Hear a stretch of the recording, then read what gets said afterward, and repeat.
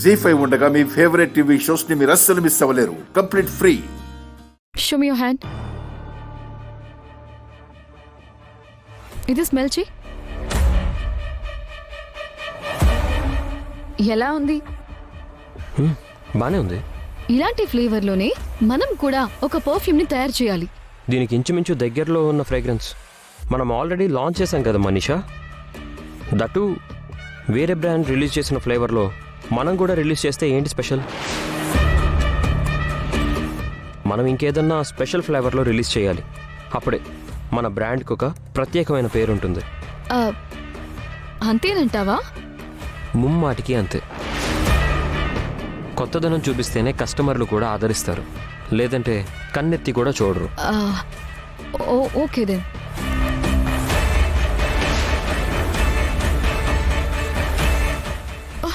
మనీషా, అయ్యో, what happened? ఏమైంది sudden గా? ఏం లేదు మిత్ర. మిత్ర దగ్గర దాస్తావేంటి మనీషా? నిజం చెప్పు, పర్వాలేదు. ఏం దాస్తుంది ఆంటీ? కర్వాచౌత్ పూజ కోసం కఠినంగా ఉపవాసం ఉంది మిత్ర. ఉదయం నుంచి పచ్చి మంచినీళ్లు కూడా ముట్టుకోలేదు. అందుకే ఇలా కళ్ళు తిరిగి పడబోయింది. ఏంటి మనీషా ఇది? ఉపవాసాల పేరుతో ఉన్న ఆరోగ్యం పాడు చేసుకోవడం ఎందుకు? నీకోసమే మిత్ర. మనం అతి త్వరలోనే దగ్గరవ్వాలి. నీతో తాళి కట్టించుకోవాలి.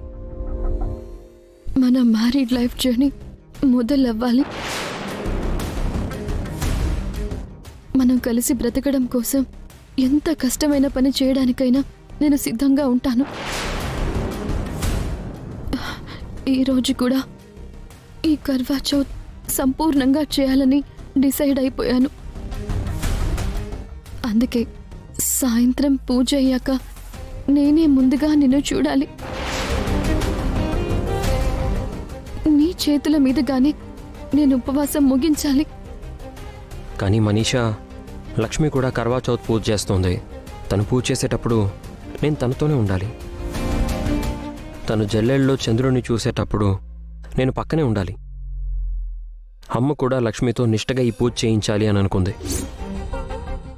అందువల్ల నేను ఖచ్చితంగా లక్ష్మితోనే ఉండాలి. ఓ, అయితే నీకిప్పుడు లక్ష్మీయే ముఖ్యమంటావు, అంతే కదా? మనీషా, నేనన్న దానికి అర్థం అది కాదు. నేను లక్ష్మితో ఉండక తప్పదు అంటున్నాను. తనతో ఉండాలి అంటే నాతో ఉండవు అనే కదా. నేను నీకోసం ఎంత చేస్తున్నా కూడా నా పూజలకి, నా ఉపవాసాలకి విలువ లేనట్టే కదా. సరే, ఇప్పుడు నీకేం కావాలి? మొదట జల్లెడలో నువ్వే నన్ను చూడాలి, అంతే కదా? అవును. సరే, అయితే ముందు నీ దగ్గరికే వస్తాను. నేనే నీ చేత నీళ్లు తాగించి నీ ఉపవాసం ముగిశాకే లక్ష్మి దగ్గరికి వెళ్తాను, సరేనా? థ్యాంక్ యూ సో మచ్ మిత్ర. చూసావమ్మా, మిత్రకి నేనంటే ఎంత ఇష్టమో. నా కోసం ఏమైనా చేస్తాడు.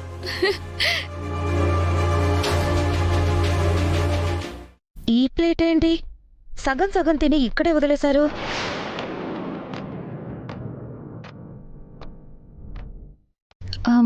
ఏమో చిన్నత్తయ్య గారు, అది ఇక్కడికి ఎలా వచ్చిందో నాకు కూడా తెలీదు.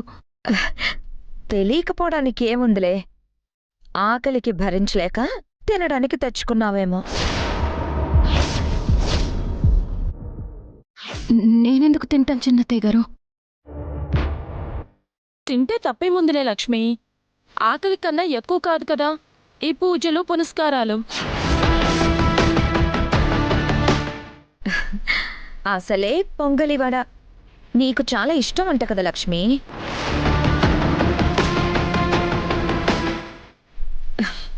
ఊరిస్తున్న పొంగల్ని చూసి ఊరుకోలేకపోయావేమో. ఆ ప్లేట్ ఇక్కడికి ఎలా వచ్చిందో లక్ష్మి తెలీదని చెప్తుంది కదా దేవయాని. దొరికిపోయాను అనే ఫీలింగ్లో అబద్ధం చెప్తుందేమో నానమ్మ. ఉదయం నుంచి సాయంత్రం వరకు ఉపవాసం అంటే కొంచెం కష్టమే కదా మరి. అందుకే కాసింత అలా టచ్ చేసి ఉంటుంది.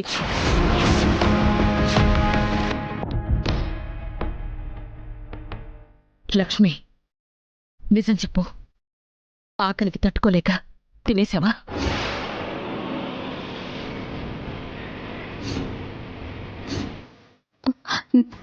నన్ను అనుమానిస్తున్నారు అత్తయ్య గారు. పరిస్థితి అనుమానించే విధంగానే ఉంది. ఇది మిత్ర ఆయువు కోసం చేస్తున్న పూజ. ఈ పూజ నిష్ఠగా చెయ్యాలని, నియమానుసారం నడుచుకోవాలని నీకు పదే పదే చెప్తూనే ఉన్నాను. అయినా నువ్విలా చేస్తావని నేను అస్సలు అనుకోలేదు. ఆ ప్లేట్తో నాకు సంబంధం లేదు అని నేను ఎలా చెప్తే మీరందరూ నమ్ముతారు? మా అందరి కళ్ళు కప్పి నువ్వు ఉపవాసాన్ని విరమించావని మేమందరం అనుమానించాల్సి వస్తుంది. ఏంటి మో, లక్ష్మిని అనుమానిస్తున్నారా? ఇన్ని రోజుల నుంచి చూస్తున్నాం. లక్ష్మి ఎలాంటిదో ఎవరికీ అర్థం కాలేదా? నీకు తెలీదు మిత్రా. ఒక్కోసారి మన సంకల్పం కన్నా మన బలహీనతే మనల్ని ఎక్కువ డామినేట్ చేస్తుంది. ఆ సమయంలో ఇచ్చిన మాట గురించి, చెయ్యాల్సిన పని గురించి మర్చిపోయి ఆ బలహీనతకి లొంగిపోతాం. లక్ష్మి ఆఖరికి తట్టుకోలేక తినేసిందేమోనని ఒక చిన్న అనుమానం.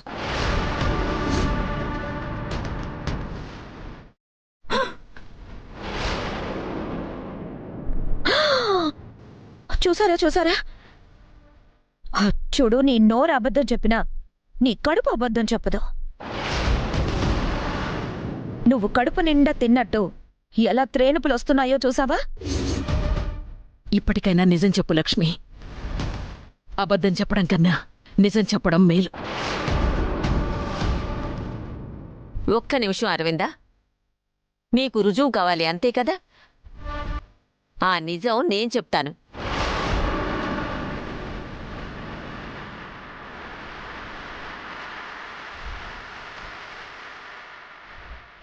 జీ5 యాప్ డౌన్లోడ్ చేసి అన్ని ఎపిసోడ్స్ పూర్తి ఉచితంగా చూడండి.